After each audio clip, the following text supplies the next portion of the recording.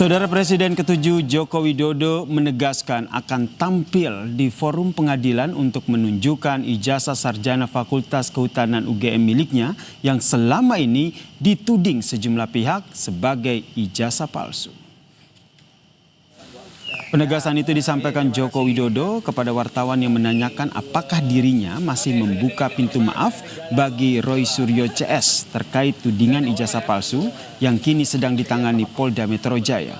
Menurut mantan wali kota Solo itu, pintu maaf darinya masih selalu terbuka. Meski begitu, ia menegaskan urusan maaf-memaafkan adalah urusan pribadi. Jokowi menambahkan, proses pengadilan dalam kasus tudingan ijazah palsu akan menjadi forum bagi dirinya untuk tampil dan sekaligus menunjukkan bukti ijazah yang dijadikan hukum objek.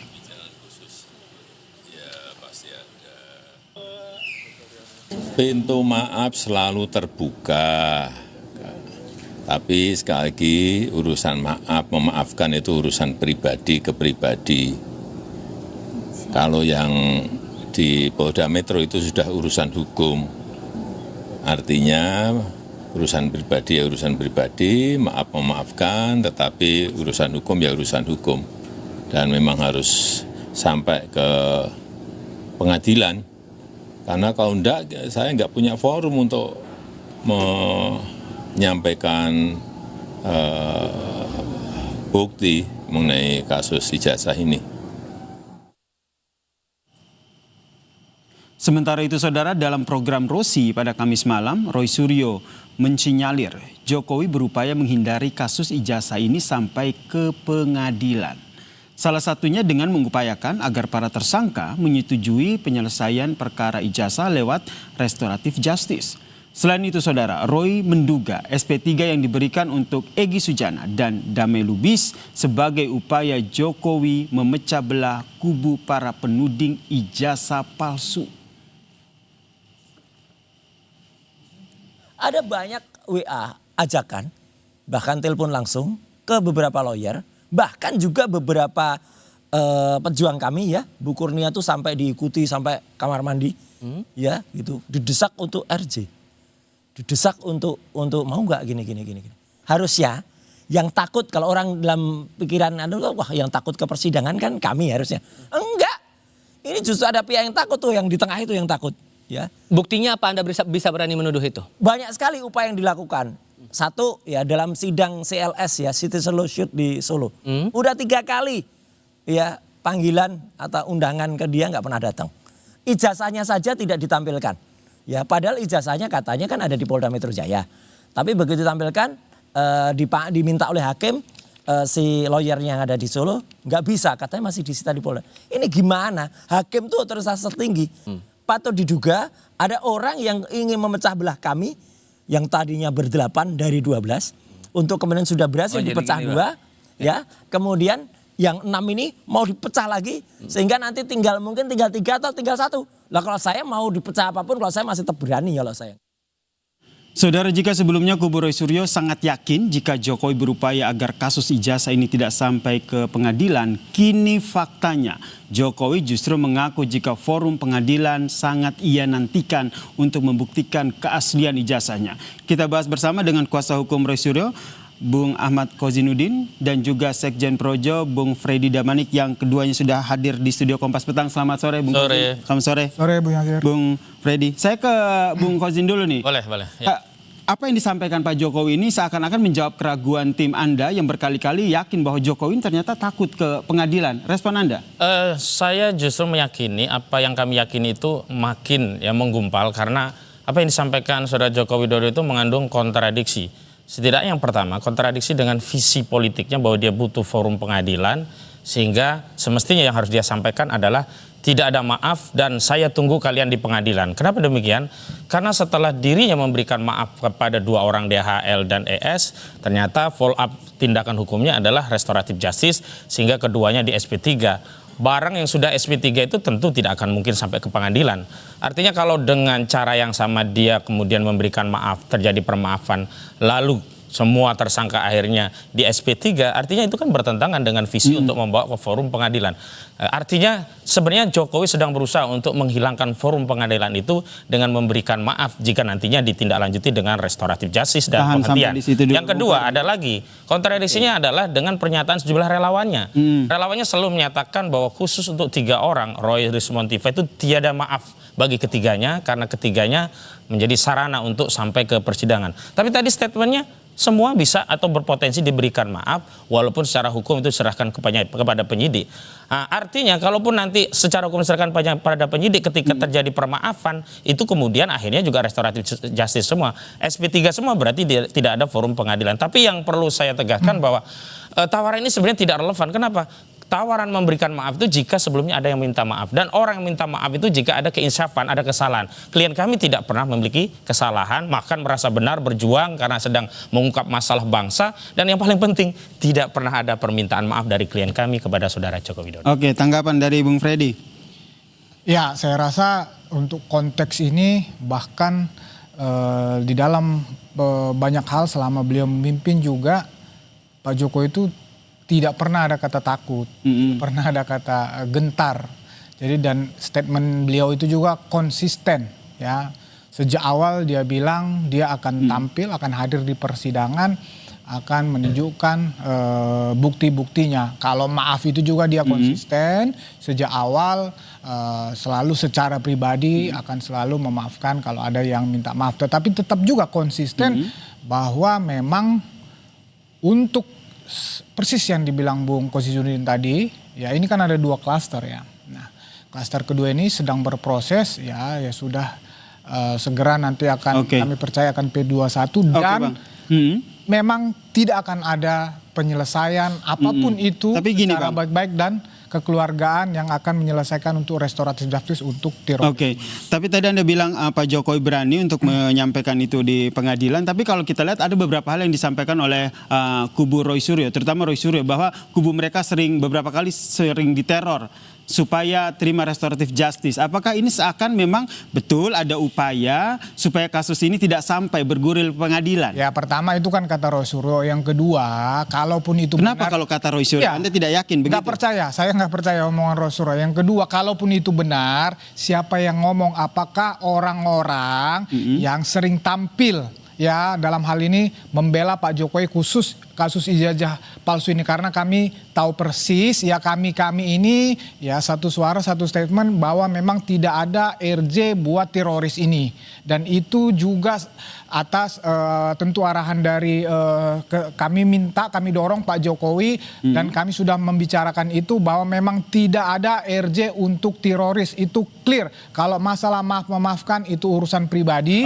Ya kenapa kami relawan ya persis ini kan proses hukum. Proses hukum itu ya ini kan tujuan hukum itu ada 3 ya. Pertama keadilan. Ini proses hukum ini harus memberikan keadilan bagi Pak Jokowi yang kami anggap dia sebagai korban di sini. Yang kedua asas kemanfaatan hukum. Ini kemanfaatan hukum publik. Ya, masyarakat harus bisa melihat ini proses transparansi ini sehingga ini menjadi pembelajaran bagi publik bahwa tidak setiap orang gampang-gampang menghujat, menghina, memfitnah itu.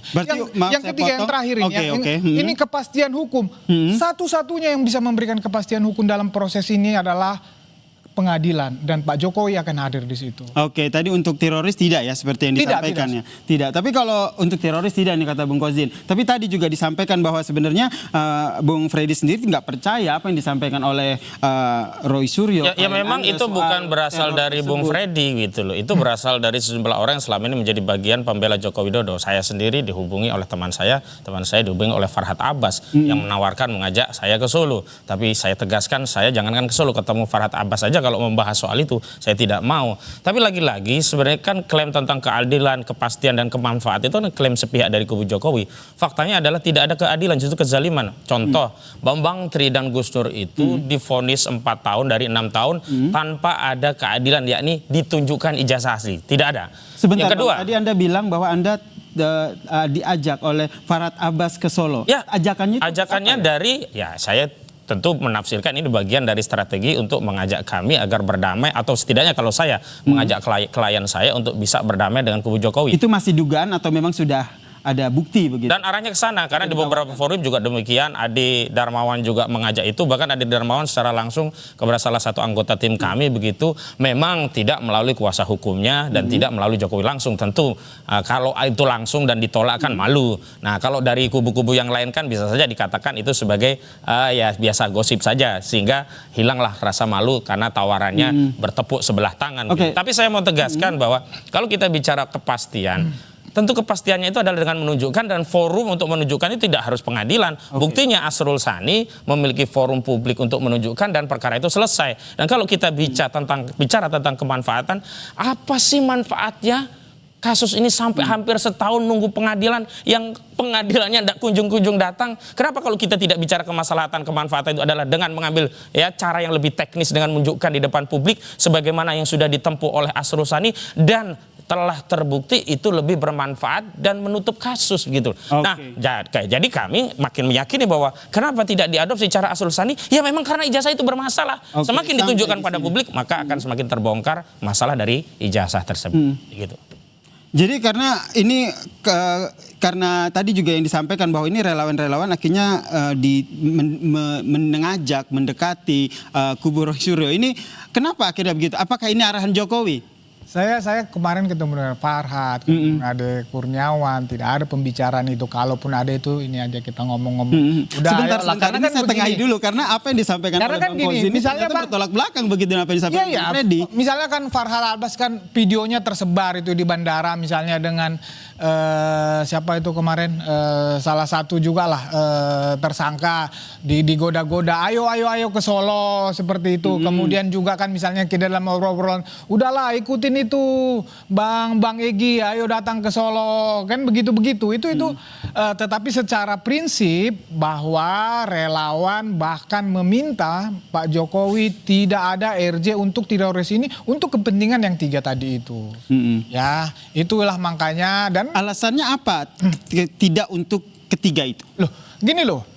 Misalnya kami atas nama relawan, contoh ini kemarin, ada relawan yang menunjukkan, saya itu bela Pak Jokowi sejak tahun 2014, itu tanpa pamrih, ini bukti transfer saya pribadi. Sehingga kalau Pak Jokowi dituduh, difitnah, saya merasa dirugikan. Oleh karena itulah kami membela Pak Jokowi di dalam kasus ijazah ini. Karena kami percaya ya, 1.000 triliun lebih 100 bahwa ijazah Pak Jokowi itu asli gitu loh. Sehingga kami die hard membela Pak Jokowi bukan hanya dalam hal ini gitu Banyak sekali presentasinya ini. Iya, Di sisi lain Bang Fauzi juga bilang begitu bahwa ijazah Pak Jokowi ini sebenarnya kan sederhana saja. Palsu. Sebenarnya sederhana saja. Mestinya Joko Widodo jujur saja. Dia banyak masalah sehingga ingin mengakhiri masalah ini. Kalau apa dia ingin, masalahnya? ya misalnya diseret dalam kasus haji dan haji itu kan masalah. Belum kasus-kasus korupsi yang lain banyak yang menunjuk Joko Widodo. Nah, artinya kalau memang sudah capek ya, kan dia yang bikin masalah, bikin laporan. Ya dia bisa bikin cabut, selesai dia delik aduan. Tetapi sekali lagi memang dia ingin mencabut itu dengan legitimasi bahwa ijazahnya tadi menjadi asli saat dicabut. Jadi apa? Adanya perdamaian. Dia butuh legitimasi perdamaian, seolah-olah ketika berdamai ada yang meminta maaf. Ketika meminta maaf seolah-olah ada pengakuan bahwa ijazah tersebut asli. Nah itu yang dia ingin dilegitimasi ijazah tersebut dengan permaafan dan perdamaian tadi. Bukan melalui putusan pengadilan. Karena dia juga tahu kalau sampai putusan pengadilan akan banyak yang dikorbankan. Saya juga UGM pasti akan dikorbankan karena nanti akan dikuliti di forum tersebut begitu. Kemudian saya juga tertarik apa yang disampaikan oleh Bung Roy Suryo begitu, mengatakan bahwa ada upaya paksa orang tidak dikenal agar mereka menerima restoratif justice. Iya banyak. Seperti apa karena begini ya. Seolah-olah kalau di restoratif justice itu mereka akan lepas dari ancaman pidana, ancaman penjara. Padahal memang tidak ada ancaman penjara. Pertama, RRK ya, Kurnia ya, yang Rizal Fadilah, Rustam Effendi dan Kurnia. Itu nggak ada risiko penjara. Kenapa? Dengan KUHP yang baru, ancaman pidana 160 KUHP 28 ayat 2 Undang-Undang itu sudah di bawah 5 tahun dengan konversi KUHP yang baru. Artinya apa? Mereka bisa tarung ke pengadilan sampai inkrah tanpa ada resiko di penjara. Kenapa? Karena tidak ada kewenangan penyidik untuk menahan. Nah memang akhirnya mereka ingin memecah belah dengan apa? Seolah-olah yang RRK ini bisa dikeluarkan, ditinggalkan RRT Roy Rismontiva, dan mereka mau berkonsentrasi di situ. Dan saya tegaskan bahwa RRK dan RRT itu bersatu. Mereka tidak akan meninggalkan dengan cara misalkan seperti kemarin Egy Sujana, Damai Hari Lubis. Itu kan pengkhianat bagi kami. Berarti Gitu. tim Anda tetap kekeh ya bahwa ada orang tidak dikenal, ada teror, ada ajakan untuk restoratif. Dan ada yang dikenal, bahkan ada yang dikenal. Meskipun dari Bang Freddy bilang bahwa itu bukan ulah dari teman-teman Ya memang relawan nggak ya. mungkin lah. Ada yang di panggung depan, ada yang panggung belakang, itu biasa. Gimana Bang Freddy? Ya saya nggak tahu kalau memang kawan-kawan itu seperti itu. Tapi kemarin saya ketemu sama orang-orang itu, kita satu suara bahwa tidak ada restoratif justice, tidak ada perdamaian untuk teroris ini. Oke. Ini memang harus sampai ke pengadilan. Oke, kalau memang sampai ke pengadilan, memang kalau Pak Jokowi sendiri kan ingin sampai ke pengadilan menjadi forum untuk membuktikan keaslian ijazahnya. Lalu kenapa pada saat pengadilan di persidangan citizen lawsuit di Solo kemarin Pak Jokowi tidak hadir? Loh, itu kan forum yang berbeda. Beliau di situ ya melalui CLS yang sebelumnya sudah Meskipun 3 kali pemanggilan ini ya. Ya, bukan, itu kan pihak beda. Kemudian tidak ada Pak Jokowi gitu di situ dipanggil sebagai saksi. Tidak ada seperti itu. Itu gugatan perdata. Ya, lawyernya memang bisa membuktikan melalui misalnya bawa barang bukti. Tetapi barang bukti itu sedang disita di pengadilan. Kan begitu. Artinya secara strategi hukum kalau memang lawyernya itu bisa aja itu kerugian buat dia. Tetapi memang barang-barang bukti itu ijazahnya dan lain-lain itu kan berada di Polda, di penyidikan. Sama juga misalnya dengan waktu proses sidang KIP, kan sama prosesnya, itu barang di Polda Metro Jaya, barang bukti itu. Nah, tetapi kalau proses pidana ini Pak Jokowi itu sebagai pelapor, sebagai korban memang akan diperiksa. Oke. Nah, seiringan nanti dia diperiksa, maka nanti jaksa yang sebagai pihak mewakili negara, mewakili Pak Jokowi akan membuktikan itu nanti di depan persidangan. Nanti Pak Jokowi akan ditanya, benar ini ijazah Anda, terus dan seterusnya. Oke. Nah, itulah forum yang tepat memang. Jadi pengadilan akan menjadi forum untuk Jokowi buka-bukaan soal ijazah ya. Sudah Anda pasti optimis nggak sih? Itu hipokrit saja, karena begini, kalau Kenapa forumnya begitu? itu pengadilan, tidak butuh forum pengadilan pidana. Justru forum pengadilan perdata di Surakarta itu memberi kewenangan keleluasaan bagi Joko Widodo untuk membuktikan ucapannya akan datang ke pengadilan membawa ijazah SD, SMP, SMA sampai S1 UGM kepada hakim untuk melegitimasi ijazahnya.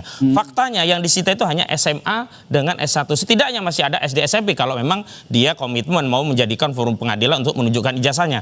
Yang kedua, ini juga ada hipokrit bahwa itu dilegitimasi oleh penyidik Polda Metro Jaya. Kenapa? Untuk kepentingan pembuktian, barang yang disita itu bisa dibawa ke majelis hakim. Kemarin saja untuk kepentingan gelar perkara khusus yang bukan persidangan itu bisa dibuka. Kenapa? Apa sulitnya meminjam barang bukti untuk dibuka, dikirimkan untuk proses persidangan menunjukkan bukti? Kami justru melihat jangan-jangan apa yang disita ini sebagai manuver untuk ditutupi agar tidak bisa ditampilkan di Solo. Sehingga dihentikan di Polda Metro Jaya dengan dalih itu barang bukti. Dan pada akhirnya yang ada di Polda Metro Jaya pun tidak akan sampai ke pengadilan. Kenapa? Perkara ini selesai di tengah jalan. Ini yang saya lihat gitu loh. Kenapa Bung Kozi ini tetap kekeh bahwa yakin betul bahwa perkara ini akan berhenti di tengah jalan. Padahal dari Bung Freddy sendiri bilang bahwa enggak, tidak. Jangan-jangan berharap kali. Nggak mungkin. Roy Suryo, Dr. Tifa dan Simpel loh, juga ini kan Risman. perkara ijazah. Kalau orang itu punya ijazah asli itu tidak butuh pengadilan, tidak butuh lawyer. Ini tidak loh pertanyaan butuh saya. Forum. Sebenarnya forum itu tidak butuh diciptakan oleh hukum, bisa diciptakan oleh Jokowi sendiri dengan mengundang para media,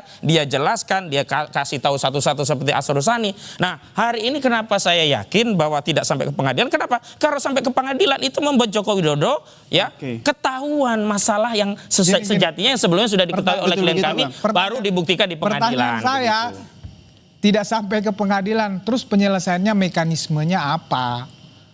Banyak sekali. Bisa jadi ya, kalau tanpa intervensi kekuasaan, Jokowi tiba-tiba cabut, selesai. Loh. Yang kedua, kalau tidak intervensi negara, meminjam otoritas negara lewat jaksa SKPP. Kalau jaksa nggak bisa, lewat mahkamah Jaksa Agung dengan deponering. Kalau nggak bisa, nanti minjam tangan presiden dengan memberikan abolisi. Itu kan sudah menjadi wacana di mana-mana. Nah, sebenarnya kalau memang ya tidak mau membebani negara dan memang ketakutan, ya hentikan dengan gentle, jangan satu sisi seolah-olah pengen ke pengadilan, sisi yang lain tuh ngerayu-ngerayu. Ya Emang udah, seperti itu minta ya Bung Ferdi, maaf, ada gitu. ketakutan di situ. Jadi gini, justru kami sebaliknya, justru kami mendesak, meminta penyidik untuk segera menahan teroris ini, bukan mendesak Polri untuk menghentikan perkara ini. Nah kan menahan kan nggak membuktikan, berarti kan ada motif jahat. Bukan- Harusnya mendesak bukan membuka bukti di untuk pengadilan, bukan menahan orang. Bukan untuk menghentikan. Nah, saya percaya 1 bulan atau 2 bulan ke depan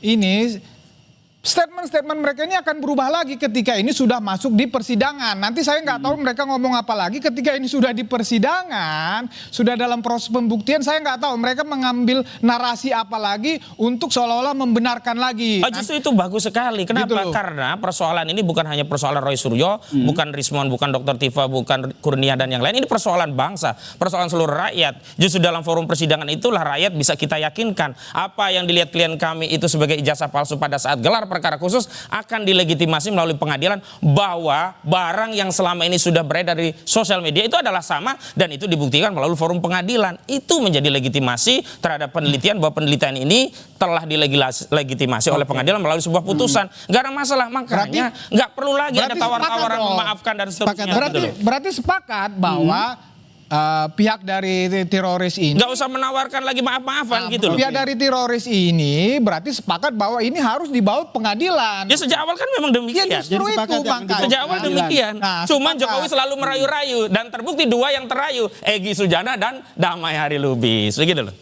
Betul terayu. Tidak pernah ada Jokowi merayu-rayu, tanya aja tuh Egy Memang sama Jokowi Hari- tidak, tetapi relawannya melalui relawan Joko Widodo yang mendatangi Bogor, Egy Sujana baru dibawa ke Solo, begitu loh. Betul begitu Bang Ferdi. Tidak pernah ada. Kemarin kami Tidak pernah, ketemu Bung Fadli. bahwa Bukan beliau yang melakukan Iya, itu, kemarin Rejo kami- Rahmat. kemarin Rahmat, kami Sekjen ketemu. Rejo datang ke Bogor, ngomong sama Egy Sujana, di follow up kedatangan mereka ke Solo, diceritakan Lalu Anda kronologisnya. ditawarin sama Farhad begitu. Ya Farhad ke saya lewat Yasin teman saya. Nah begitu kita tolak katanya, itu mah gimmick-gimmick saja. Iya karena sudah ditolak. Coba kalau di follow up, jadi itu barang. Oke. Terakhir Bung Ferdi, Anda pasti akan yakin bahwa dalam persidangan nanti Joko Widodo akan menunjukkan ijazahnya. Iya, kami yakin 100.000% bahwa Jokowi akan Banyak sekali Iya, persennya supaya jangan kalah dari Bung Rismon dan kawan-kawan ini persentasenya. Jadi memang satu-satunya jalan memang harus diputus ke pengadilan supaya ada kepastian Oke. hukum, supaya publik tercerahkan. Karena Pak Jokowi di sini sangat dirugikan. Karena Supaya dia kasus ini nggak berhenti atau nggak berlanjut sampai 1 Iya, tahun ya. sebetulnya sama dengan kata Tapi Bung itu Bung Kosidin. Ya, sepakat, tapi pernyataan ini penyesatan. Kenapa? Kalau saat di sidang pidana yang menunjukkan bukti itu bukan Jokowi lagi tapi jaksa. Kan tadi sudah Nah saya kalau mau jelaskan menunjukkan itu. oleh Jokowi itu di sidang perdata di Kan tadi Solo. saya sudah Ditunggu jelasin di Solo begitu. begitu. Saya udah jelasin Oke, begitu melalui oke Bang jaksa Freddy, tadi. oke Bang Ya, Kosidin, yang sama-sama. jelas apa yang disampaikan oleh Joko Widodo menyatakan bahwa pada saat persidangan ia akan menyampaikan ijazah aslinya. Itu yang kita nantikan bersama. Iya, dan di Solo ada forumnya. Kita tunggu. Oke, Ya. kita sepakat di situ ya, Bung Ya, Freddy. oke, Oke, saya kita sepakat. sepakat di situ ya, Bung Sepakat. Freddy. Terima kasih Bung Freddy Damanik, Sekjen Projo, dan juga Ahmad Kozinuddin, Ya, sama-sama. pengacara Roy Suryo telah bergabung bersama kami di Kompas Petang.